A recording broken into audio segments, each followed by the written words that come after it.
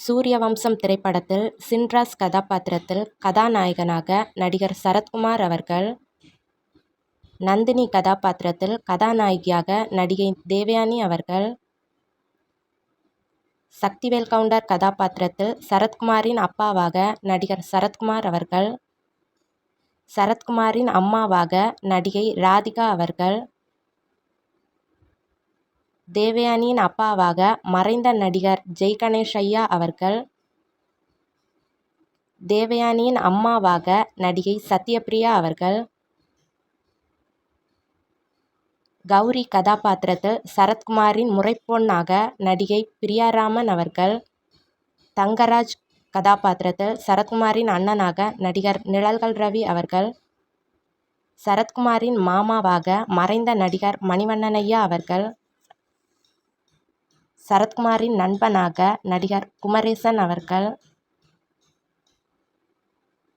தர்மலிங்கம் கதாபாத்திரத்தில் வில்லனாக நடிகர் ஆனந்தராஜ் அவர்கள், ஆனந்தராஜின் மகனாக நடிகர் அஜய் ரத்தினம் அவர்கள், தேவயானியின் ஃபேமிலி ஃப்ரெண்டாக மிலிட்ரி மேன் கதாபாத்திரத்தில் நடிகர் மற்றும் இயக்குனர் சுந்தர்ராஜன் அவர்கள், சரத்குமார் தேவயானியின் மகனாக சக்திவேல் கதாபாத்திரத்தில் நடிகை ஹேமலதா அவர்கள்,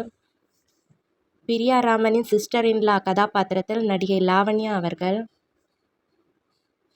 சரத்குமாரின் மூத்த அண்ணியாக நிழல்கள் ரவியின் மனைவி கதாபாத்திரத்தில் மறைந்த நடிகை சிந்து அவர்கள்,